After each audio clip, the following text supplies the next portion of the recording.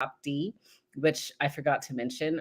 She is an esthetician, a fabulous human being, and she is very open about being a transracial adoptee. So if you look at her TikTok, you might see her talking about her story and her background. And so I had her come on the show today so that way she can tell us about her experience. Emma, most of this audience are speech language pathologists, but you will get people coming in from healthcare and education industries. And so I think just overall as a whole and in society, it's important to know about the experience of transracial adoptees and just overall how we can better support them and be better allies for them. Yes.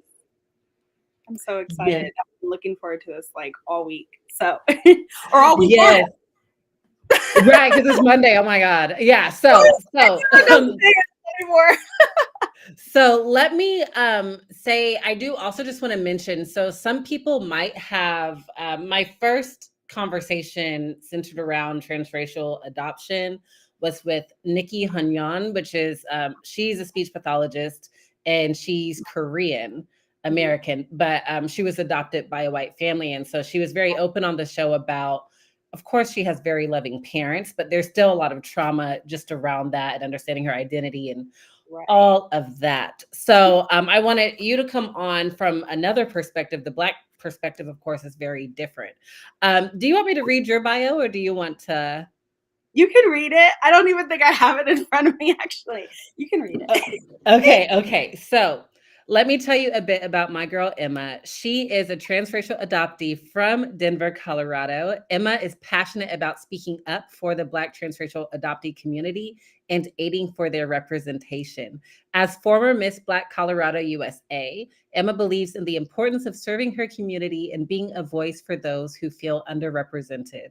Emma is now a licensed esthetician, beauty content creator, and actor who will be in the Chicago area very soon for anyone watching. So is there anything that I missed, Emma, in that intro? No, that pretty much sums me up. Kind of just around different. I always have just done a bunch of different things in my life, so I'm just kind of all over the place. But yeah, that's me. We love dynamic women on the show. Okay, we love it. So could you dynamics? We're all about the dynamics. Could you tell us about your why? So really just, I guess, your purpose, your life mission in your words. Yeah. So I have thought a lot more in the last year, especially with I'm into like the Saturn return and all of that. Like why am I in the beauty industry, or why am I an actor? Why do I speak up about transracial adoption? And it's just because as a kid, I had genuinely nobody to relate to, right? I would watch movies with Black people in the movies, but I felt like I never saw myself, and I felt really lonely and alone. And I dealt with a lot of depression due to that. And once I hit college and I went to Howard University for my first good portion of undergrad and realized that my story was so different, it became vital to me to create a space or just be a voice for other transracially adopted kids or people who just felt completely unrepresented. It has been something that honestly has driven me, and not only the beauty industry, but moving more into the acting and entertainment space. That this is just, I think it's so vital that we have more transracially adopted people speaking up, but especially in the Black community. There's so many of us out here and we just feel so unseen. And my mission is for us to feel seen and have a community. Mm-hmm. Wow. Well, thank you so much. The first question, there's a lot that I want to get into today. The first question I have to ask, and also thank you, people who are tuning in from LinkedIn. I see LinkedIn user who said that they love the why question. So I'm going to go ahead and show that here. But I do just want to ask, why did you choose Howard University, an all Black institution? So you moved from Denver to Washington, D.C. Yes. So that was already a culture shock. And then you chose to be in a predominantly Black environment. So what made you make that decision? Yeah, so it was a massive culture shock for me. And the big push that actually got me to Howard University was so random. I was a junior in high school, and I was actually at a restaurant with my dad and one of my childhood friends' dad. Like, my childhood friend wasn't even there, and he was a professor actually at a Colorado Christian University out here. And we were talking about college, and I was like, oh, maybe I'll go to Colorado Christian University because he's right there. And he's like, actually, I think you need to check out Historically Black College. And I was like, what is that? I had no idea that HBCUs even existed. So he actually had brought me a packet, and I still have it to this day. And shout out to Ray Osley, may he rest in peace. He actually passed away a few years later. But he brought me a packet that broke down the history of historically Black colleges. And that, in that moment, I was just like, oh, cool, thanks. But looking back, that means so much to me because I would have never known anything about Howard unless he would have showed me that. So after that, I went and I started researching just historically Black colleges. I researched Spelman, Morehouse, and then found Howard. And I actually started watching these YouTube videos on students who went to Howard. This was like 2011. And I remember there was a series, I forget this guy's name, but he was like talking about his Howard experience in like 2011. Like he was ahead of the times with the vlogging. It was great. Right. I started watching it and I was like, this place is amazing. So I told my dad I wanted to go, and my dad, he's actually watching. My dad is absolutely the light of my life. I love him so much. He took me out to Howard University my junior year of high school on a first class ticket. He's like, I want you to experience first class. So we flew first class to DC. I went to Howard's campus and I was like, this is what I've been missing my entire life. I was super overwhelmed, and I had never even been to the East Coast. So just all of it was a lot. But I immediately felt like just a sense of safety, which is great. Like, it's kind of weird to describe it like that, but I really did. I was like, I feel so seen, and I see myself through all these people. And just growing up as a transracial adoptee, and I know a lot of people speak about, being a suburban Black kid, but growing up in a family where you don't see yourself, I saw myself in so many people, and I was like, I have to go here. And I'm so glad you did, Emma, because we would not have met, and I can say that I came from Tulsa, Oklahoma, and, I do have a different experience where I was around Black people. But there was still a moment where I didn't really just realize, like, wait a second, I am Blackity Black, Black, Black, until I went to Howard. So I do really appreciate that transformation that you experienced, like, growing up not feeling seen, and then as soon as you step on an HBCU campus, you're like embraced.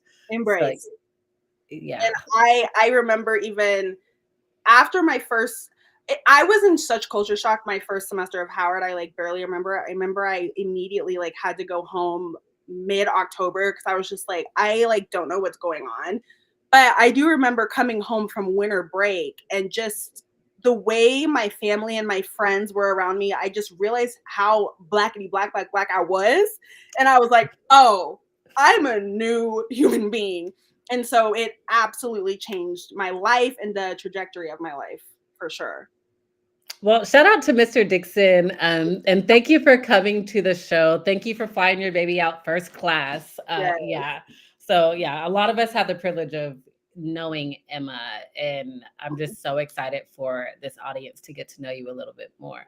So before we went live, we were talking about something in me, like my intuition was like, do a little bit more research on this topic. Because I was excited to just learn everything from you and still am. But when I go to Times, I just type in Black transracial adoptees. I was expecting to just simply get statistics or something. Which, by the way, 40% of adoptions in America are transracial, which is a 28% jump since 2004. That's huge. That's huge. But the biggest thing I will say that caught my eye are the myths. So I want to walk us through the myths and then just get your commentary about it, if that's okay. Absolutely. Okay. And then anyone in the audience, please feel free to interact with us and let us know your thoughts and any stories or experiences that you've had. So myth number 1 is color doesn't matter. And again, y'all, this is coming from Time. So I didn't make this up. I'm going to put that in the chat so y'all have that. Yeah. So myth number 1 is color doesn't matter. And so this is someone who is speaking from a Korean adoptee standpoint. And so he said parents who believe they can raise their child colorblind are making a terrible mistake. And so there's basically a stigma of the whole, I don't see color. You know, I don't want my kid thinking that they're different. I think that that's the true intention of it. I'd Right. like to know your perspective on that. Yeah. So I never heard the concept of color doesn't matter from, sorry, my dad just commented. I love that. And she does deserve first class. Absolutely. He deserves first class always. Everybody. That's so Um, sweet. so I never heard the concept of color doesn't matter from my family. And I can dive into more of like my family experience later, but I heard it from other people. So I grew up in very white, conservative Christian spaces that felt like saying that would make me feel better. And of course, when I was growing up, probably until like mid high school, the concept of when people would say, well, color doesn't matter, I didn't understand what they were even talking about. And looking back now, that is so harmful because color as a Black woman, I mean, it's everything. It's how I walk around in the world. It's how I experience the world. It's how people experience me. That's the first thing they see is that I'm a Black woman. So color is everything. And I think a lot of so I was a part of a group called Heritage Camps growing up, and there were a lot of parents that would talk to me. I used to do panels and stuff like that, talking about my experience. And a lot of parents would come up to me and be like, well, like, I think loving them is just enough. And I'm like, yeah, but like you have to talk about race, period. It's your Black child. The first thing that people are going to see from them is that they're Black, and they're going to be judged based upon that. And their life is going to be based around that just in general. So yeah, the color doesn't matter is insane to me. Yeah, and I talk about that all the time from a sense of, people still saying I don't see color, and I just tell them the same thing, how that's actually harmful, even though the intention is positive, it's a genuine intention, but it's, no, we have different experiences showing up in the society, unfortunately. Okay, myth number 2. If I talk to my kids about race, I'm just creating an issue. Mm, yeah. I so growing up with my family, we didn't have a lot of conversations about race if it wasn't outside of maybe what was going on in the news, or my dad is a huge music fan of all types. And so he would be like, oh, this is Nat King Cole or whatever, Black artist. Um, but we just didn't really talk about it. And I think my parents felt like, well, maybe from the perspective, and I don't want to speak for them, but maybe from the perspective of, yeah, loving my child is enough, right? But that conversation of race is so important as a transracial adoptee. There's so many things that, hi, Graham, that's my brother in here too. Oh, hi, Graham. Super supportive family, but we didn't have a lot of conversations about race. And even with, speaking of my brother, my parents didn't have conversations with my brother a lot about race. So I think that it didn't come from an ill place. They didn't happen, Okay. And I do wonder why. The perspective I'm seeing here in this article is, let's see.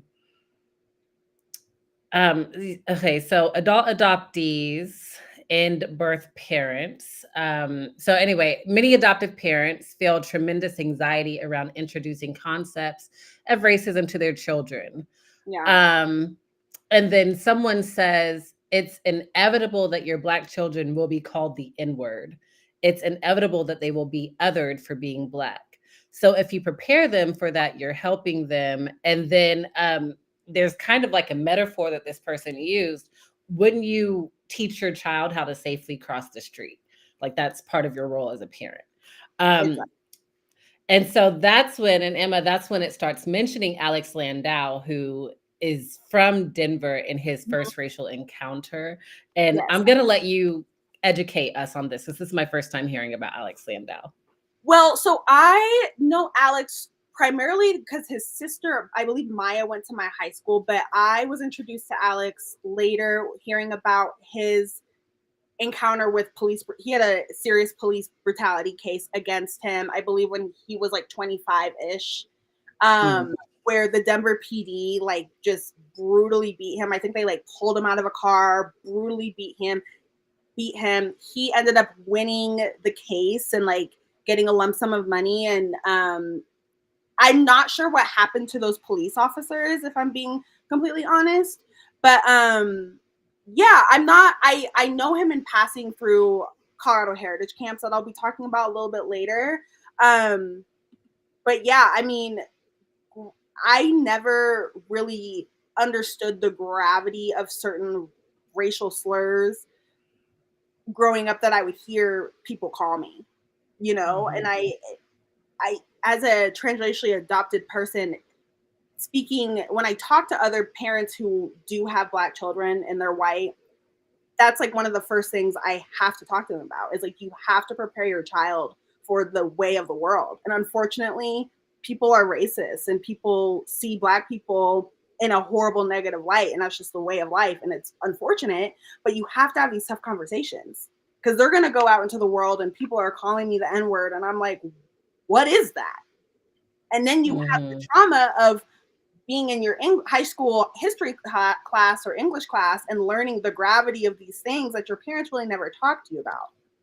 And that is concerning, and that breeds a lot of resentment and self-loathing that isn't fair.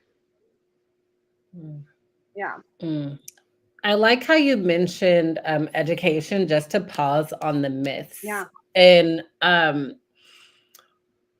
as someone who works in the schools, and I'm just thinking about people who are constantly in like IEP meetings with parents. So, you know, say for example, it's a Black child and then their parents are white and everything. And what would you say our role is? You know, would our role be to push like critical race theory or push more Black history or, you know, things like that? Should a conversation be had with the parents on how we can be better supportive? What's your take on that? I think you can go a couple ways with that. I definitely think first having a conversation with the parents and saying like, how do you talk to your child about race?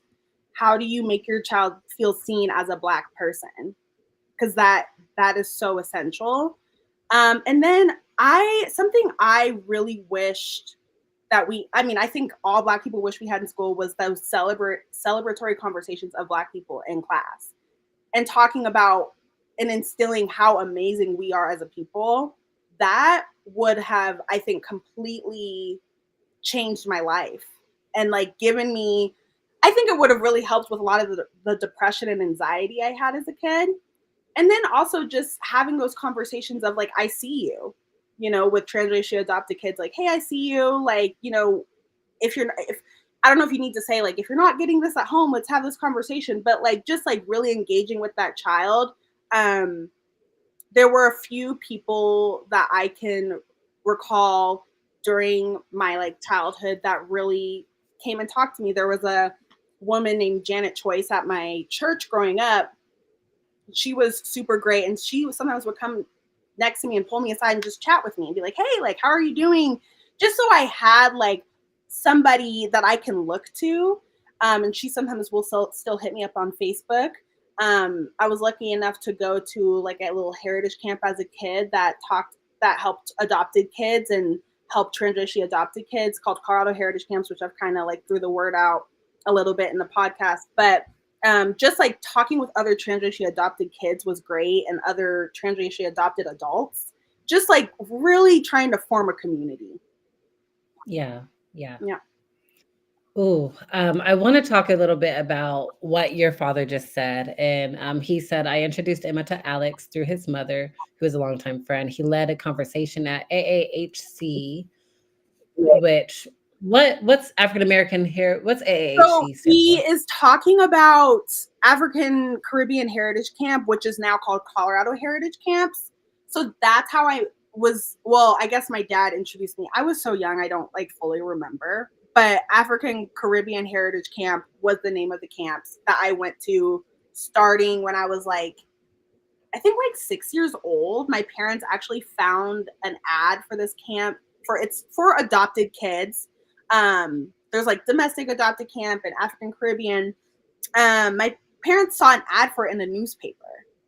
and then we're like, we need to go to this. And then I started going and was really able to form a little community. But yeah, I guess he introduced me to Alex before. I don't know. I don't remember. Okay.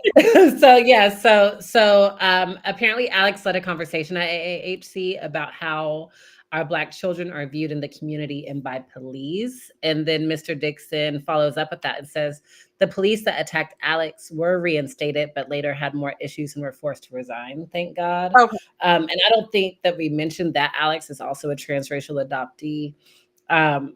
Just from reading this article, his mother has been very supportive. They mention a negative experience he had on the playground, and someone said, we're not allowed to play with Black kids or something like that. Yeah. And his mother like kicked that kid out of the park. We have Hannah Landis here, who says, I believe all parents should be prepared to be able to guide their children through the world, especially for modern adopted. Hannah's one of my friends and coworkers. So hi, Hannah. Hi, Hannah. Thank you for coming. And then she does also say it's negligent not to prepare to raise a transracially adoptive child, whether you're learning how to style hair or talk to them about their culture or how to move in the world. That makes me, Emma, and I know that you'll probably know exactly what I'm talking about. I remember Kim Kardashian, and I didn't see this exact scene. I feel like you already know what I'm about to say. But when she was about to have Nori, who anyone who doesn't like know, Kim is white. What's her culture? What's her ethnicity? Armenian. And obviously Kanye West is Black. And so Scott Disick was, telling her like, hey, you're going to have a Black kid, right. By the way, like you're about to have a Black kid. And she got like offended at that. And now I didn't see the scene. So I want to play devil's advocate and be like, well, maybe she wasn't offended that her child is Black. Right. But I think automatically there's just a connotation to having Black children. So right. It's just like, oh my gosh, as a mother, to her, she might be like, oh my gosh, my kid is about to be looked at as a menace to society, right. Or, whatever came through her head. Mm-hmm. So Hannah, I do agree. I do agree. And Kim had to learn how to do Nori's hair, which I think is honestly amazing. Which is that was a whole era of my life. Yeah. Now how to do the hair. I think I have such a tender head, and my mom would try, but like when she figured out where to send me, she was like, we're just gonna, but I 100% think that you have to take it all in. You can't just like adopt this child and think that you don't have to. Not that I think parents are like, oh, I don't have to do certain things, but I think with the differences of just being white and Black, I don't think it just comes to, like I have to know how to do this child's hair. But if you decide that you want to transracially adopt a child, you have to take on all bits of their culture. And that means immersing yourself in it. And that's just vital. Okay, thank you. Let me get back to the myth. So myth number 3, no matter what, a good school is the best thing for a child. So this article talks about how specifically you can celebrate Kwanzaa, you can learn how to twist and box braid your daughter's hair, you can make Black Lives Matter your Facebook profile picture. But for many white adoptive parents, the act of raising a kid in a diverse environment is too hard or too inconvenient or too easy to trade off for better schools or safer neighborhoods. Mm-hmm. That a point that I do remember from my childhood was I grew up like going to church every Sunday. And I remember there was a few times where my parents were like, we're going to drive out to, I think it's Colorado Community Church or whatever. It's like out in Aurora. I live in Highlands Ranch, it's a 30-some minute drive from my house. And I do remember my mom saying like, it's too far of a drive. Like it's just far in the morning. It's hectic, 2 kids, whatever. And because I was like, why don't I like that church. Like, let's go back. And she was just like, it's a far drive. And that I did have that conversation with my parents as we got older as, I wish you would have put me in a soccer team that had Black kids, or I wish I could have gotten driven to school more in the Denver area that's a little bit more diverse. And it was like, well, it was kind of a little inconvenient. It was a little far. And that, I think, was a hurtful spot for me for a while of like, it's inconvenient, but like, I feel like my daily life is kind of inconvenient, of being the only Black kid in certain spaces and dealing with the racism that I dealt with, because I dealt with a lot of it, and a lot of that trauma I've been dealing with in my 20s. And so, yeah, that's not, I get the idea of better schools, but like, I don't know if that's always valid, right? It really does depend on so many different factors. And I think socially, it's super important to support your child and them being around people that they can see themselves, you know? I do agree. So it does also I just want to throw another a statistic out there. It says 21% of all kids adopted in the US in 2013 were Black, while 47% were white. And so that also, it's just another minority within that subculture of being adopted. So I did have some other interview questions for you, Emma, which I know that you were excited to talk about. So I'm very excited to hear from you on this. Can you actually just share what ways you found support and understanding within your community regarding transracial adoption? Yeah. So I think a large part, I think there were different like sectors of that throughout my life. As a child, when once a year we'd go to this Colorado heritage camps, and I would see other kids, and some of the kids that I met at that heritage camp, I'm still like cool with and chat with every now and again. A really great person that I met through those camps, her name's Rhonda. She's such an amazing woman, transracially adopted woman, just super successful Black woman. And she years ago opened herself up to me and was like, anytime, you need to chat, call me. And, when I'm like really hitting a wall, I still call her. She is so super supportive, super great. And that was a super instrumental part of my childhood. Every summer, I knew we were going to this camp. I knew I would see my friends like Shalise and Nisi, people who I still kind of chat with here and there. And just being together was so important. Moving into I'd say high school, I really latched on to one of my neighbors. Her name's Courtney. She's from a Black family. She's Black, obviously. She was just super instrumental and kind of just saw me. And like her mom, actually, we grew up together, but we weren't super close friends until high school. But her mom saw me get off the bus one day and she was like, another Black girl. And then she found out my parents were white and everything, and nothing negative, but she always was just so kind to me. And their family really embracing me, and that friendship has just been so instrumental. Then going on to Howard and being honest and transparent about my story, like meeting you and just being like, my parents are white. And you just still just everyone. Well, there was a couple instances my freshman year when people saw a family picture of my parents. They were kind of a little weirded out.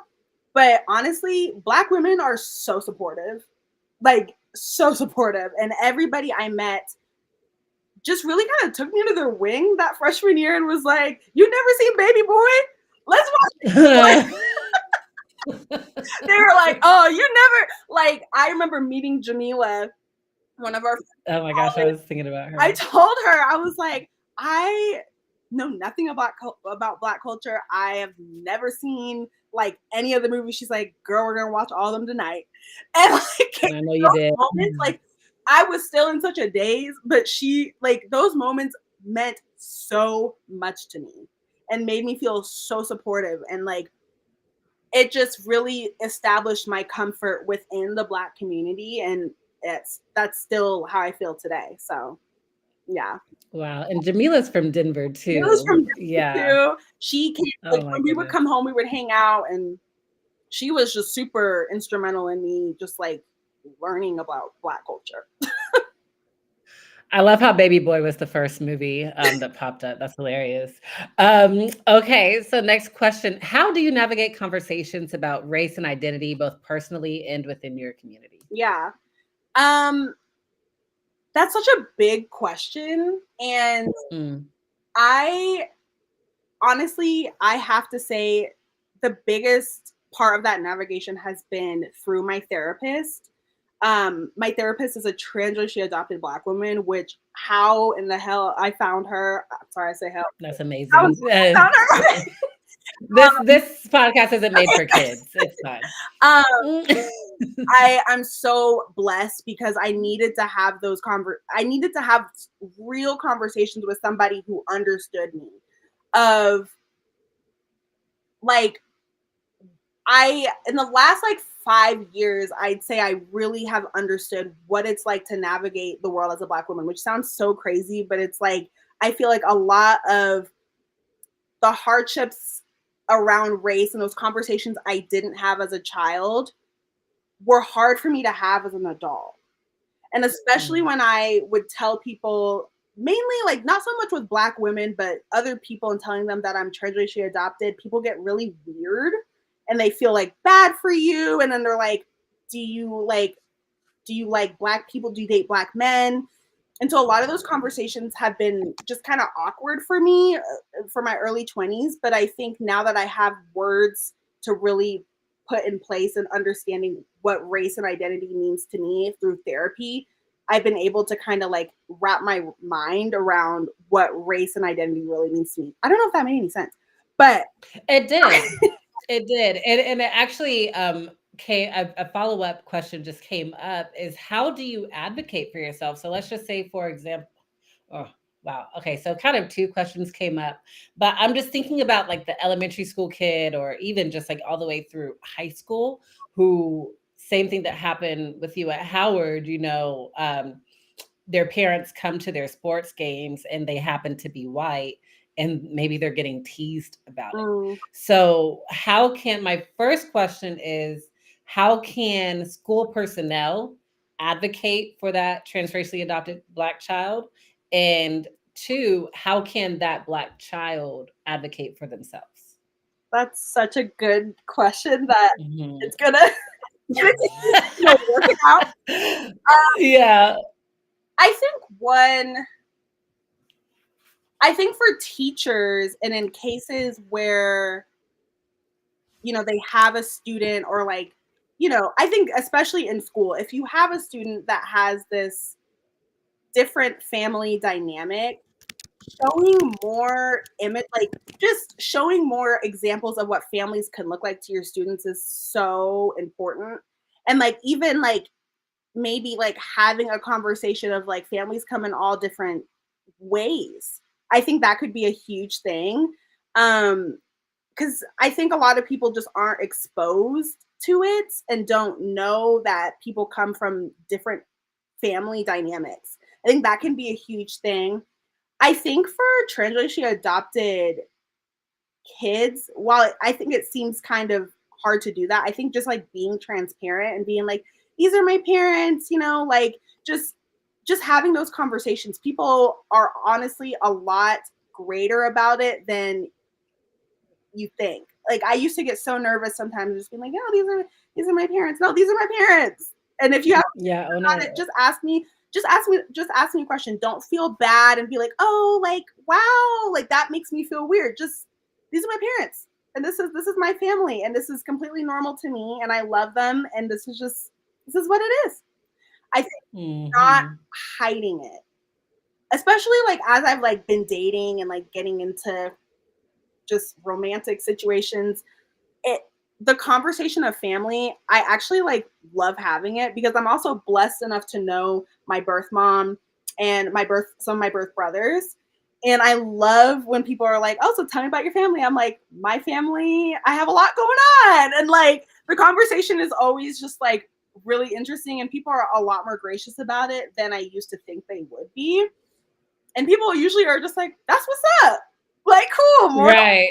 I'm like, more to love. Exactly. I have tons and tons of family members at this point, because my 3 brothers all have kids, and and I just, if we can look at it as more of a blessing than like, oh, like you're adopted, how weird, like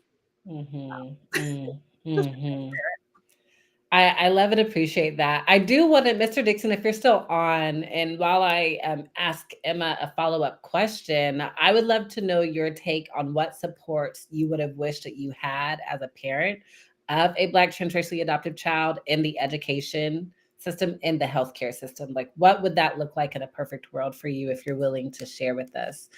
Um, Yes. And then Emma, I'm going to ask you if you can speak to the importance of cultural responsiveness in education and healthcare for transracially adopted individuals. Yeah.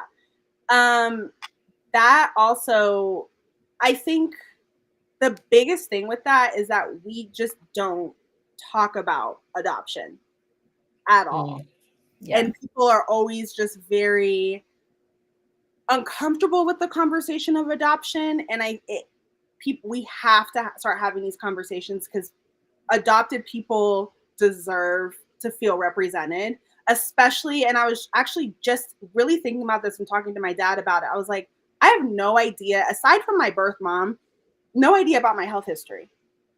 No idea. And that just like really, really has hit me as an adult and kind of shifting into my 30s. And that's a huge thing. And when I go to the doctor and I am like, yeah, I'm adopted, they're just like, oh, okay, well, just kind of go off. And I'm like, no, like I need to know like if there's like ways that I can like figure out anything or tests I can take, or I want to have a conversation with a health professional about it. And people just blow right past it. And that's concerning for me as I'm getting older.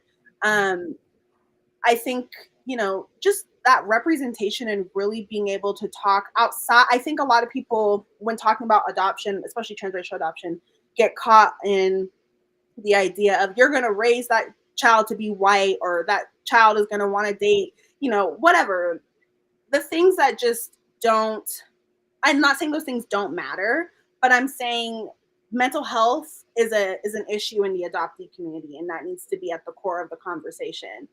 Health is a huge issue in the adoptee community, and that needs to be a conversation. And we need to not shy away from those things and just not just harp on the hot button topic of you're going to raise that child to be white, right? Mm-hmm. I understand that that's a fear, but let's have a real conversation about the gravity of what adoptees are really going through, Thank you so much for saying that. I'm thinking about, I have a friend who is adopted and she is in her 40s. She just found out that she was adopted when her Oh, father wow. passed. She just found out she was adopted. Hi, Jess. And so I know, hi, Jess, thank you for coming. But she said her biggest thing is the health concerns and not knowing what you have. Right.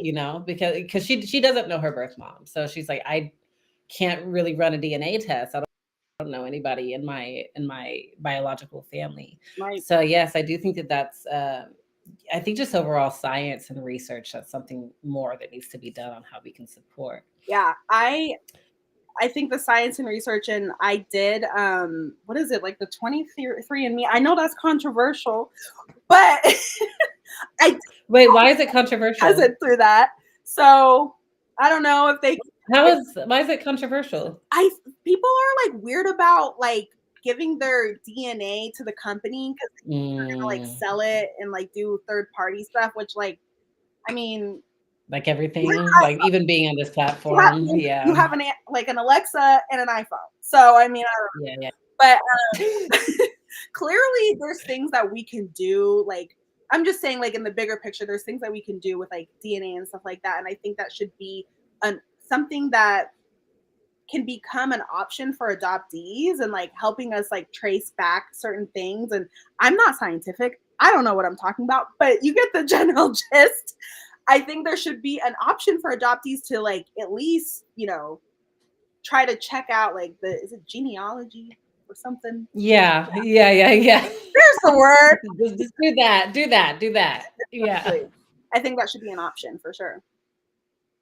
100%. Well, Emma, thank you so much. I want to know if you have any final thoughts. And I mean, we already talked a little bit about changes that you would like to see, but if you just had a concluding statement on changes you would like to see regarding transracial adoption. Yeah, I think one thing that people are just judgmental of transracial adoptees and people who Black people a lot, well, all transracial adoptees, but because of the black experience being so different, and they hold a lot of Black people to these cultural stereotypes that make it hard for us to feel safe to share our stories, because people are automatically like, you're an Oreo, or you're whitewashed, and it's like, be gentle. Mm-hmm. Adoptees truly deal with so much, the trauma, and just the abandonment issues of that. And I think kindness is something that as a society we can work on, but just be aware of the mental health aspect. And a lot of that takes time to process. For me, it hit me in my 20s like a bag of bricks. I was like, I am sad, Mm-hmm. confused. And I think we can just be more gentle, you know? Okay, thank you. We do have Angelin Franks, which we're actually going live tomorrow. I'm going live with Oh, Angelin, Dr. Angelin, to talk about burnout and mental health and all of the things. She says, "I'm the mama of an adopted teen. Knowing what we know about science, I want to help her get as much info as we can about her health history. The more you know." yes, absolutely. That should be Mm-hmm. very accessible for adoptees. Should be 100%. 100%. Yes. 100%. Well, thank you so much, Emma. Oh, okay. Okay. Here we go. Papa Dixon Oh, did he responded. respond? So yes, he did. The healthcare question is a good one. So for those of you who just came on, or if you forgot, I asked Mr. Dixon, what can healthcare professionals and educators do to support the parents of Black transracial adoptees, and really just transracial adoptees in general? And so Mr. Dixon said, the healthcare question is a good one. Emma is in touch with her birth mom and half siblings, which is a blessing, as she said. The questions can be answered if they are forthcoming. There's not much he could have done otherwise. He said with the school question, he doesn't know. He said, I suppose we could have chosen schools that were more diverse. Okay. Okay. Because my overall thing, just from the perspective of a speech pathologist in the education and healthcare fields, is, this show is about cultural responsiveness. And so that is a whole other culture. And so Mr. Dixon and Angelin, as parents of people who are adopted, there are supports that you all need also. And so, I think that we talked about this, but there are just simply gaps on what we could do to make life easier for you all and to help you all. So please, Mr. Dixon, Angelin, if you think of anything, please share. I would love to share with the audience. Emma, if you think of anything, please reach out and share. Well, thank you so much, Emma. If people want to contact you, learn more about your journey and your esthetician bag, Yeah. where can we find you? So I'm at the Emma Elise on Instagram, at the Emma Elise with 2 E's at the end on TikTok, because my username was taken. So I had to add a 3. Um, how dare they? Right. I'm super active on TikTok. Like, that is my favorite internet space. I also have a YouTube channel that's the Emma Elise as well, where I actually have a video talking about my transracial adoptee experience on YouTube that goes into a little bit more detail about like my personal story. I mean, I talked a lot about my story here, but just super detail about it. And then that's it. Well, thank you for sharing that, because I'm already thinking about how I can share that video with the audience. And for those of y'all watching the replay, just check the show notes description. I'll include her information on there. Well, thank you so much, Emma, for joining us on the show. And thank you, everyone in the audience, for joining us in the conversation. Everyone watching the replay, and tune in tomorrow where I talk to Dr. Angelin Franks about mental health care and overall just preventing burnout as speech language pathologist. All right. Thank you all. Thank you, Emma. Thanks, Cal.